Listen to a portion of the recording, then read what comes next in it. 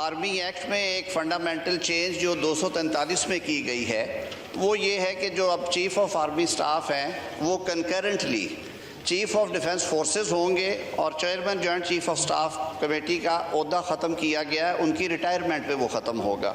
تو اس لاء کے تحت وہ اسکیم یہاں پہ انٹروڈیوس کروائی گئی ہے۔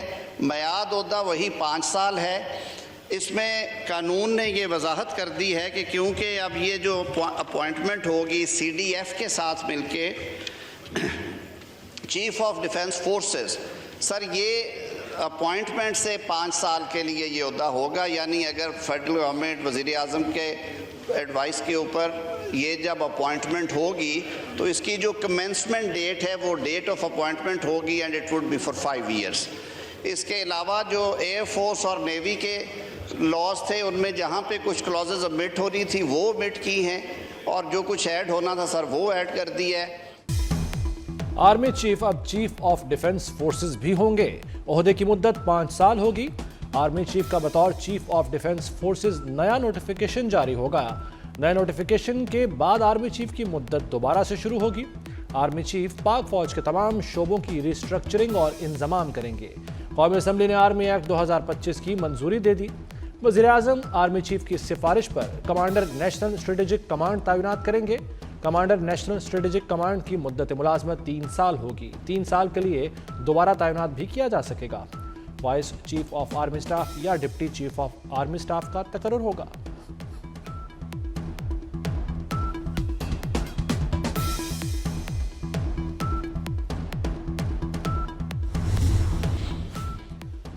جسٹس امین الدین وفاقی آئینی عدالت کے چیف جسٹس مقرر۔ صدر آصف زرداری نے جسٹس امین الدین کے تقرر کی منظوری دے دی۔ وزارت قانون و انصاف نے جسٹس امین الدین کے تقرر کا نوٹیفیکیشن جاری کر دیا۔ سپریم کورٹ کے جج جسٹس منصور علی شاہ مستعفی ہو گئے۔ جسٹس اطہر من اللہ نے بھی استعفیٰ دے دیا۔ لا اینڈ جسٹس کمیشن کے رکن مختوم علی خان بھی مستعفی ہوئے۔ چیف جسٹس پاکستان جسٹس یحییٰ آفریدی نے آج فل کورٹ اجلاس بلا لیا۔ اجلاس میں 27ویں آئینی ترمیم پر بات ہوگی۔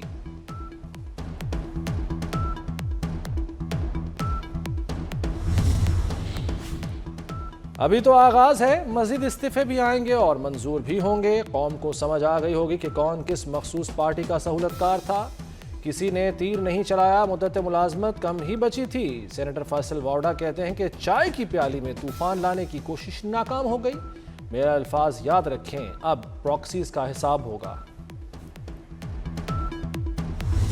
27ویں آئینی ترمیم آئین کا حصہ بن گئی۔ صدر مملکت آصف زرداری نے 27ویں ترمیم پر دستخط کر دیے۔ قومی اسمبلی کے بعد سینٹ نے اضافی شقوں کی منظوری دی۔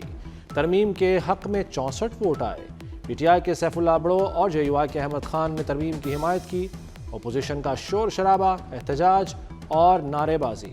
وزیر قانون اعظم نذیر تارڑ بولے، ترمیم میں چیف جسٹس پر ابہام دور کیا، اب عدلیہ آئین شکن کی توثیق نہیں کر سکتی۔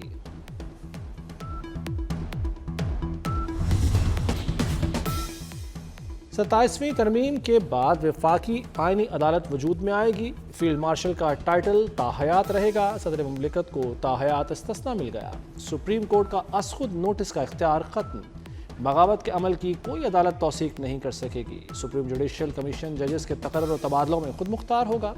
کوئی جج تبادلے سے انکار پر ریٹائر تصور ہوگا۔ فیلڈ مارشل سید آصف منیر نے سری لنکا کے وزیر دفاع سے بات کی، ٹیم کے تحفظ کی یقین دہانی کرائی۔ سری لنکا کے صدر نے اپنی کرکٹ ٹیم سے بات کی، ٹیم کو دورہ پاکستان جاری رکھنے پر آمادہ کیا۔ وزیر داخلہ محسن نقوی کا سینٹ اجلاس سے خطاب، کہا سری لنکن ٹیم نے وطن واپسی کا فیصلہ کیا تھا، ان کے تمام تحفظات دور کر دیے۔ فوج، رینجرز اور پولیس سری لنکن ٹیم کی حفاظت پر مامور ہوگی۔ پاکستان اور سری لنکن ٹیموں کا راولپنڈی اسٹیڈیم پہنچنے پر شاندار استقبال۔ مہمان کھلاڑیوں کو گلدستے پیش کیے گئے، کھلاڑیوں پر پھولوں کی پتیاں بھی نشاور۔ پاکستانی کھلاڑیوں نے سری لنکن کرکٹرز کو خوش آمدید کہا۔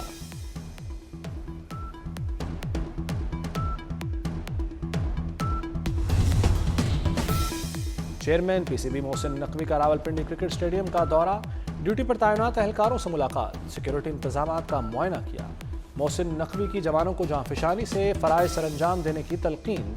محسن نقوی کا دورہ پاکستان جاری رکھنے پر کھلاڑیوں سے اظہار تشکر، کہا کھلاڑیوں کی حفاظت پاکستان کی ذمہ داری ہے، دورہ جاری رکھنا امن کی جیت اور دہشت گردی کی ہار ہے، پورا پاکستان سری لنکن کھلاڑیوں کی محبت اور خلوص کا مقروض رہے گا۔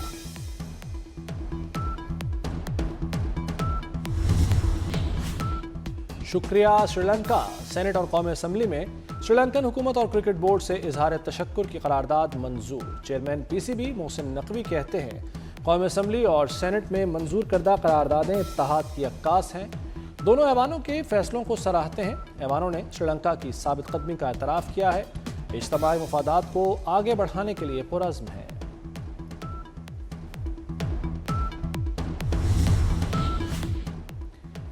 دہشت گردی دنیا کے امن کے لیے خطرہ ہے، وزیر اعظم کا اسلام آباد میں برطانوی شاہ چارلز کی سالگرہ کی تقریب سے خطاب، کہا شاہ چارلز نے دولت مشترکہ کے ملکوں کو متحد کیا، پاکستان اور برطانیہ مختلف شعبوں میں تعاون جاری رکھیں گے۔ پاکستان میں برطانوی ہائی کمشنر جین میریٹ نے کہا کہ دہشت گردی کے خلاف پاکستان سے تعاون جاری رکھیں گے۔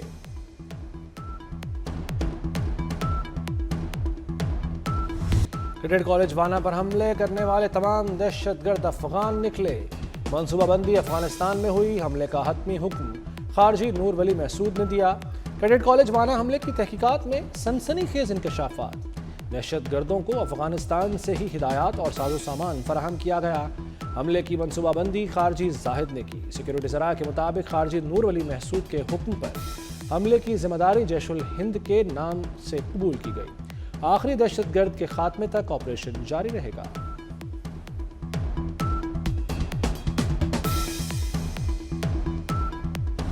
اسلام آباد اور وانا حملوں کے تانے بانے افغانستان سے جا ملے، اصل ذمہ داروں تک پہنچ چکے، وزیر داخلہ محسن نقوی کا سینٹ میں اظہار خیال، کہا اسلام آباد میں خودکش حملہ کرنے والا افغان باشندہ ہے، یہ نہیں ہو سکتا کہ افغانستان سے ہم پر بم آئیں اور ہم مذاکرات کریں۔ اسلام آباد خودکش حملے کا سہولت کار اور ہینڈلر پکڑے گئے، سہولت کار راولپنڈی اور ہینڈلر خیبر پختونخوا سے گرفتار، سہولت کار گزشتہ ایک ماہ سے راولپنڈی میں رہائش پذیر تھا۔ خودکش دھماکے سے قبل سہولت کار اور بمبار نے کئی بار جوڈیشل کمپلیکس کی ریکی کی۔ ہینڈلر اور سہولت کار دونوں کا تعلق خیبر پختونخوا سے ہے، نامعلوم مقام پر منتقل۔ اسلام آباد پولیس نے مزید 5 مشکوک افراد کو حراست میں لے لیا۔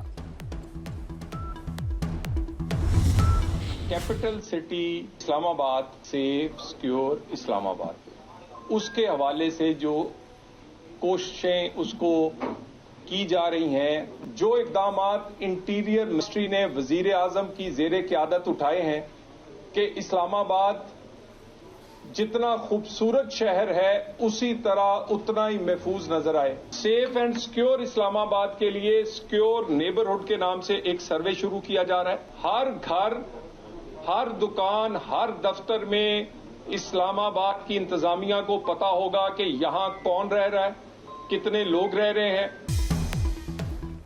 اسلام آباد کا شہری دھماکے کی تحقیقات جاری ہیں، اسلام آباد کو محفوظ بنانے کے لیے ہر قسم کے اقدامات کیے ہیں۔ طلال چودھری کی ڈی سی اور آئی جی اسلام آباد کے ساتھ پریس کانفرنس، کہا اسلام آباد میں ہر گھر، دفتر اور دکان کی تفصیل انتظامیہ کے پاس ہوگی، ہر قسم کی گاڑی کی مکمل مانیٹرنگ کا نظام لا رہے ہیں۔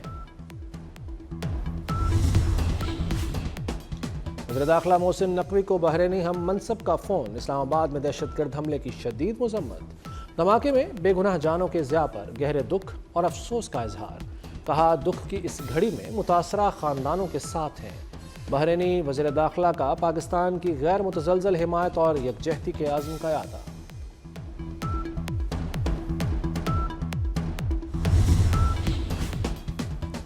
وزیر داخلہ محسن نقوی سے برطانوی نیشنل کرائم ایجنسی کے ڈی جی کی ملاقات، انسداد دہشت گردی، منشیات اور انسانی اسمگلنگ پر تبادلہ خیال، فورنزک، امیگریشن اور پولیس ٹریننگ کے شعبوں میں تعاون بڑھانے پر گفتگو۔ ڈی جی این سی اے کی اسلام آباد میں خودکش حملے کی مذمت، برطانوی ہائی کمشنر جین میریٹ بھی ملاقات میں موجود تھیں۔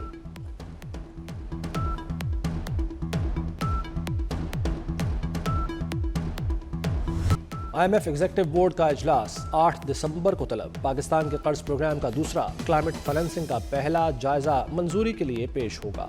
1 अरब 20 करोड़ डॉलर कर्ज की मंजूरी दी जाएगी। क्लाइमेट फाइनेंसिंग के तहत पाकिस्तान को 20 करोड़ डॉलर मिलेंगे।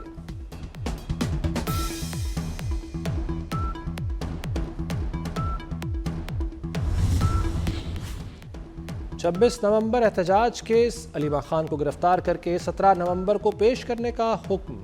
अलीमा खान आज भी इंसदाद दहशतगर्दी अदालत रावलपिंडी में पेश न हुई। अदालत ने 10वीं बार अलीमा खान के नाकाबिल जमानत वारंट गिरफ्तारी जारी कर दिए। वज़ीर सनत शाफे हुसैन से चीन के सरमाकारों की मुलाकात। टेक्सटाइल, ऑटो पार्ट्स और ट्रांसपोर्ट सेक्टर में सरमाकारी का इंदिया। सरमाकारी से 21,000 के करीब रोजगार के मौके पैदा होंगे। महकमा सनत पंजाब और चीन की कंपनियों के माबैन जल्द मुआहदे होंगे।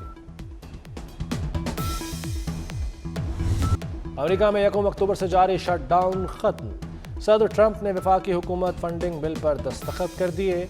शटडाउन खत्म करने का बिल सेनेट के बाद ऐवान नुमाइंदगान से भी मंजूर। अमेरिकी हुकूमत के लिए 30 जनवरी तक फंड्स फराहम किए जा सकेंगे। G7 ममालिक का अमरीकी सदर के गजा अमन मंसूबे की हिमायत का यादा। G7 ममालिक के वज़रा ख़ारजा का कनाडा में इजलास। गजा की सूरत हाल, रूस यूक्रेन जंग समेत दीगर उमूर पर गुफ्तगू। गजा में इंसानी इमदाद की रसाई में रुकावटों पर तशवीश का इजहार। इंसानी इमदाद की रसाई की इजाज़त देने का मुतालबा। G7 ममालिक का रूस और यूक्रेन में भी जंगबंदी पर जोर।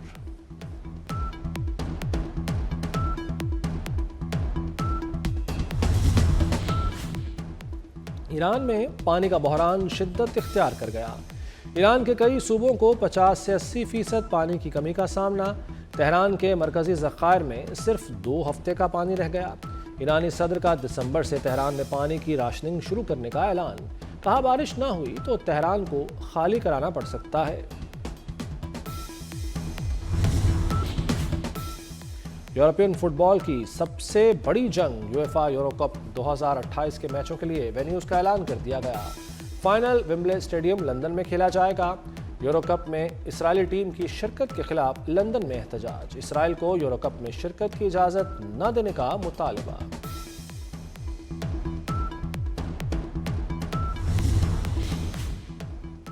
पीसीबी ने T20 ट्राई नेशन सीरीज का नया शेड्यूल जारी कर दिया। सीरीज 18 नवंबर से रावलपिंडी में शुरू होगी।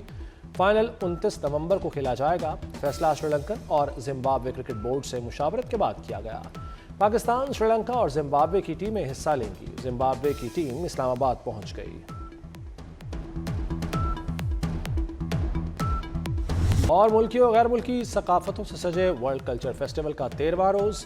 कराची आर्ट्स काउंसिल में फिल्म, थिएटर और फनून लतीफ़ा के दिलकश मुजाहरे देखने को मिले। फनकारों की जानदार परफॉर्मेंस ने हाजरीन के दिल मोह लिए।